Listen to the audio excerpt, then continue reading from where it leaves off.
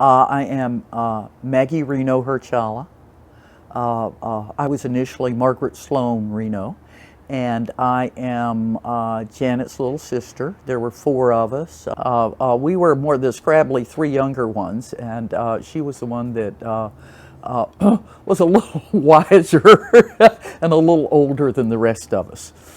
And tried as it might sound, she was a very earnest child who always worked hard at whatever she was doing and tried to do the right thing. But it was about doing what was right and not being afraid to do what was right, and also very much about the fact that if you are bigger and stronger and smarter than other people, you don't hurt them, you help them. She actually majored in chemistry at Cornell. She didn't decide to go to law school, I don't think, until her senior year. And she was going to be a chemist. Instead, she became a lawyer. My father was a police reporter.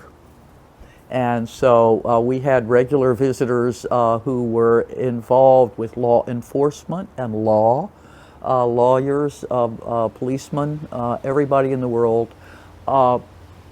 Mostly what I would say growing up, both in this house and even way back when we were in elementary school, my parents never told us to go away when adults were having an adult conversation.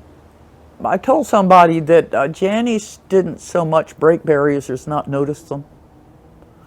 She didn't talk about being one of the first women at Harvard. It didn't occur to her that Harvard was a very good law school, so she was going to Harvard.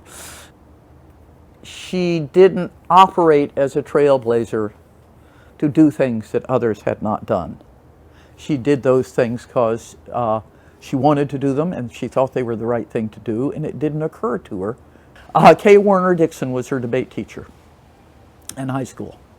He taught her to do public speaking, who helped her, picked on her, admired her, loved her, and made her feel confident as a public speaker. And she did, in fact, become a great public speaker. She was the state debate champion of Florida, I think probably in 1956.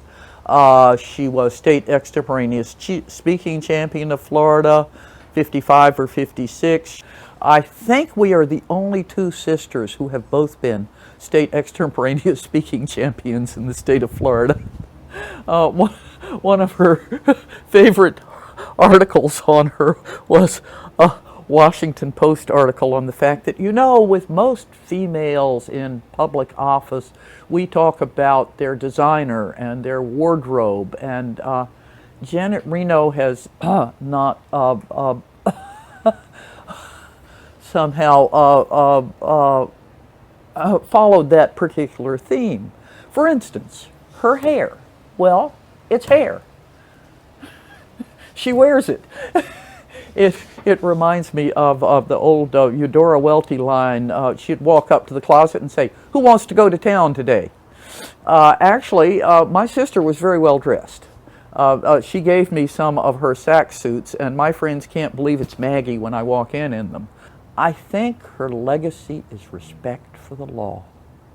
And it's something that folks on both sides of the political spectrum are not very supportive of right now.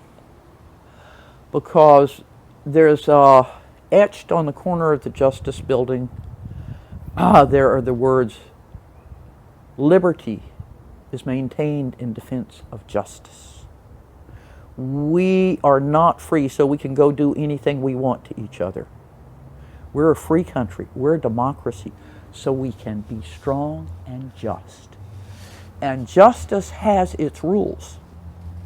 And we get upset with it because if you've ever been involved in civil litigation, it doesn't even always follow its rules. But it's the best system we have. Just as Winston Churchill says, democracy is the most ridiculous system in the world except for the others. Justice is the only way we have to do right by each other. And to continue to work towards making the law work for everybody.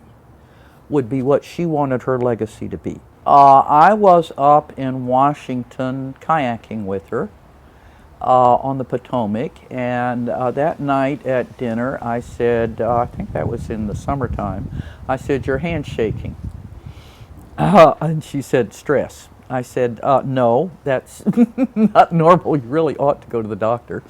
Uh, and she quietly did sometime later go to the doctor. And then her reaction to it was to not tell anybody till she told everybody.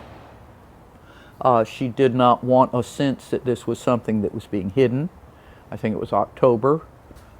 She, told everybody in the family the weekend before.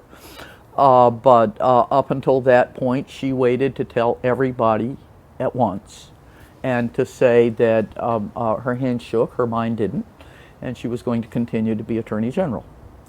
And the other thing she would say that we said to each other right up to the last, and we say in any difficult situations in this family, strength and courage.